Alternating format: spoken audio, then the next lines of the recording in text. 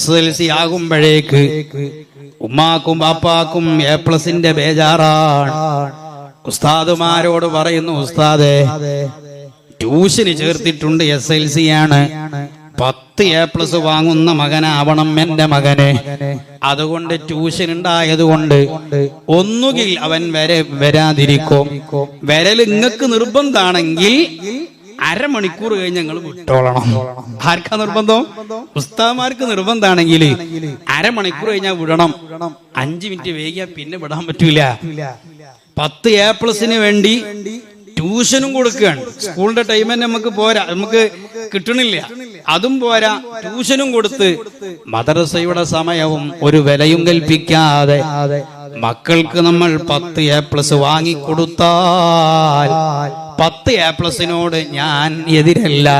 നമ്മുടെ മക്കൾക്കൊക്കെ അല്ലാഹു 2 രംഗത്തും നല്ല വിജയം കൊടുക്കട്ടെ. അതേ സമയം ഞാൻ എൻ്റെ മാതാപിതാക്കളോട് എന്നോട് തന്നെ ചോദിക്കട്ടെ, അങ്ങനെ നമ്മുടെ മക്കൾ 10 A+ സ്കൂളിൽ വാങ്ങിയാൽ 6 A+ +2 നേടിയാൽ, അങ്ങനെ വളർന്ന് അവൻ MBBS നേടിയാൽ, അവൻ ചാറ്റേഡ് അക്കൗണ്ടന്റ് ആയാൽ, അവൻ LLM കഴിഞ്ഞ് വലിയ അഡ്വക്കേറ്റ് ജനറൽ ആയാൽ, ചോദിക്കട്ടെ, അഭിമാനം കൊള്ളുന്ന രക്ഷിതാക്കൾ ഉണ്ടെങ്കിൽ ആ അഡ്വക്കേറ്റിനെ മുന്നിൽ വെച്ച് ഈ MBBSകാരനെ മുന്നിലിരുത്തി, ഈ A+ വാരിക്കൂട്ടിയ മക്കളെ മുന്നിലിരുത്തി നിങ്ങൾ സൂറത്ത് യാസീൻ ഓതാൻ പറയൂ, തബാറക പാരായണം ചെയ്യാൻ പറയൂ, അർ-റഹ്മാൻ ഓതാൻ പറയൂ, സൂറത്തുൽ വാഖിയ ഓതാൻ പറയൂ, കാണാതെ അറിയില്ലെങ്കിൽ മുസ്ഹഫ് കൊടുത്തു ഓതാൻ പറയൂ. തജ്വീദിന്റെ നിയമം അനുസരിച്ച് യാസീൻ ഓതാൻ കഴിയാത്ത MBBSകാരനാണോ? തജ്വീദിന്റെ നിയമം അനുസരിച്ച് യാസീൻ ഓതാൻ കഴിയാത്ത എഞ്ചിനീയറാണോ? ലക്ഷങ്ങൾ കൊടുത്ത് പഠിപ്പിച്ച ബാപ്പാ മരിച്ച് ഖബറിൽ കിടക്കുമ്പോ ശരിയായ യാസീൻ ഓതാൻ മക്കളെ വളർത്താതെ മരിച്ചു പോയാൽ ബാപ്പാക്ക് ഖബറിലേക്ക് എഞ്ചിനീയറുടെ യാസീൻ ലഭിക്കുമോ? LLMകാരന്റെ യാസീൻ ലഭിക്കുമോ? MCOMകാരന്റെ യാസീൻ ലഭിക്കുമോ? 10 A+ ആണ്. 10 A+ കിട്ടിയ കുട്ടികളുടെ ഗുണം എന്താ? നമ്മളെ പൊട്ടിക്കലിലെ അങ്ങാടിയിലെ ഏതെല്ലാം സംഘടനകളുണ്ടോ അവരോടൊക്കെ മെമന്റ് നമ്മളെ വീട്ടിലെത്തും. എല്ലാ അംഗീകാരം കിട്ടും, വലിയ ആശീർവാദവും അഭിനന്ദന പ്രവാഹങ്ങളായിരിക്കും ഓരോ സംഘടനയുടെ കീഴിലും. നമ്മളെ മക്കള് വാട്സപ്പിലും ഫേസ്ബുക്കിലൊക്കെ നിറഞ്ഞു നിൽക്കും ഒരാഴ്ച, അല്ലെങ്കിൽ കുറച്ചുകൂടി ദിവസം. എന്നാൽ കൃത്യമായി യാസീൻ ഓതാൻ കഴിയാത്ത A+കാരനാണെങ്കിൽ ആ മെമന്റ് ഒക്കെ കുഴിച്ചിടാൻ നല്ലത്. ഒരു കാര്യവും നമുക്കില്ല. ദുന്യാവല്ലല്ലോ, അതിനു വേണ്ടിയല്ലല്ലോ നമ്മൾ ജീവിക്കേണ്ടത്. അതേ സമയം ആവശ്യമായ ദുന്യാവ് നമ്മളെ കയ്യിൽ വേണം, ആവശ്യമായ ഭൗതിക വിദ്യാഭ്യാസം നമ്മളെ കയ്യിൽ വേണം.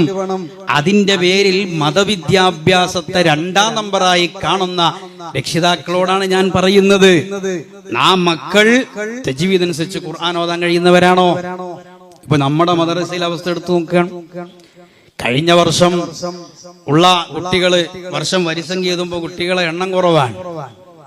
അപ്പൊ നിങ്ങളറിയും +2 20 ആള് പോയിട്ടാണ്. അല്ല, 10 ഇങ്ങോട്ട് വരാഞ്ഞിട്ടാണ്. 9 കഴിഞ്ഞാൽ പിന്നെ കുറഞ്ഞു, 10 കഴിഞ്ഞാൽ പിന്നെ പകുതി കുറഞ്ഞു, പിന്നെ +1 കഴിഞ്ഞാൽ പിന്നെ +2 തന്നെ ആളില്ലാത്ത അവസ്ഥയാണ്. ഏത് കുട്ടികളില്ലാത്തോണ്ടല്ല, കെട്ടിച്ചുപോയതുകൊണ്ടൊന്നുമല്ല, മറിച്ച് ഇവർ എന്നും +2 പഠിക്കാൻ സ്കൂളിൽ പോകുന്നുണ്ട്.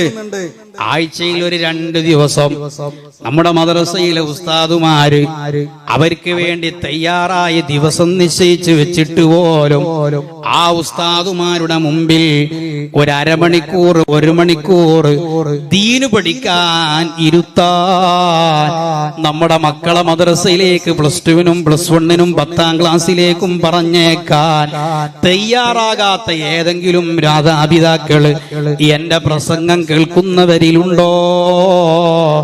അല്ലാഹു അവരോടാണ് ഖുർആനിൽ പറഞ്ഞത്, യാ അയ്യുഹല്ലദീന ആമനൂ, വിശ്വാസികളായ മാതാപിതാക്കളെ, മുഅ്മിനീങ്ങളെ, ഇന്ന മിൻ അസ്വാജികും വ ഔലാദികും അദുവൻ ലക്കും ഫഹ്ദറൂ, നിങ്ങളുടെ മക്കള് അവര് ജനിച്ചപ്പോ നിങ്ങളെ സന്തോഷം കൊണ്ട് കണ്ണുനീരൊഴിച്ചവരാ, അവരുടെ ചെറുപ്പത്തിലുള്ള ചിരിയും കളിയും കണ്ട് നിങ്ങൾ സന്തോഷിച്ചവരാ, അവര് ചെറുപ്പത്തിൽ പഠിക്കുന്നതും പാടുന്നതും കേട്ട് നിങ്ങൾ സന്തോഷം കൊണ്ട് പുളകിതരായവരാ.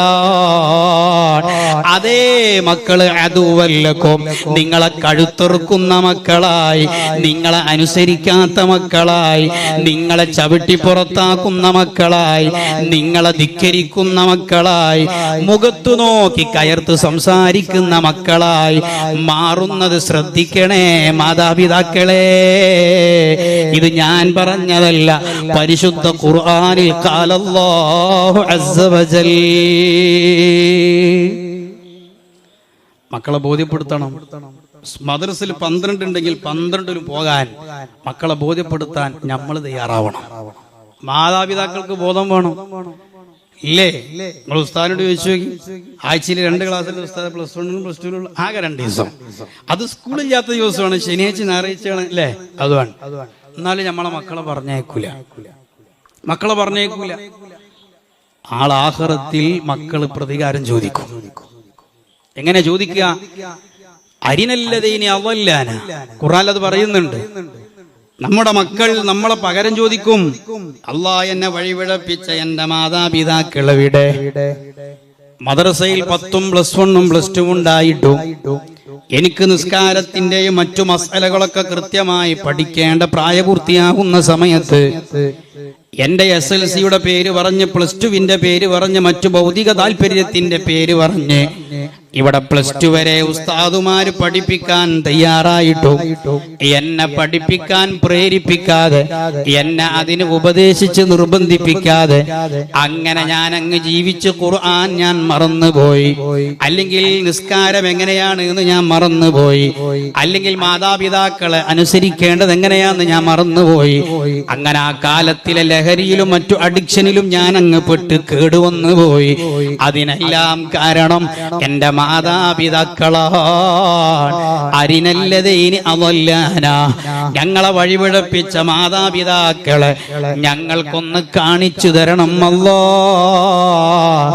എന്തിനാണ് ഉമ്മമാരെ ഈ പഠിപ്പിക്കാത്ത മക്കള് നാളെ നമ്മൾ അന്വേഷിക്കുന്നത്? നമുക്ക് മുത്തം തരാനാണോ? ഉമ്മാനെ കെട്ടിപ്പിടിച്ച് ചുംബിക്കാനാണോ? നജഅൽഹുമാ തഹ്ത അഖ്ദാമിനാ, ഞങ്ങളെ നശിപ്പിച്ചതിന്റെ കാരണത്താൽ അവരുടെ മുതുകത്ത് കയറി നിന്ന് ഞങ്ങൾക്ക് പകരം വീട്ടണമല്ലോ. അതിന് ഞങ്ങൾക്ക് മാതാപിതാക്കളെ കാണിച്ചു തരണേ അല്ലാ. അതൊരു തഫ്സീറാണ്. മാതാപിതാക്കളെ കാണിച്ചു തരണം, അവരെ മുതുകത്ത് കയറി പകരം വീട്ടണം. അള്ളാഹു നമ്മളെ കാത്തുരക്ഷിക്കട്ടെ. ഖുർആനിൽ പറയാണ്, മക്കൾ നിങ്ങളുടെ ശത്രുക്കളാകുന്നത് ശ്രദ്ധിക്കണേ എന്ന് ഖുർആനിൽ പറയാൻ. വഅലമു അന്നമാ അംവാലുക്കും വഔലാദുക്കും ഫിത്ന. അങ്ങനെ എത്രയെത്ര ആയത്തുകളിലൂടെ അള്ളാഹു നമ്മെ ബോധ്യപ്പെടുത്തുന്നുണ്ട്. അതുകൊണ്ട് ഞാൻ സാന്ദർഭികമായി പറഞ്ഞു എന്ന് മാത്രം.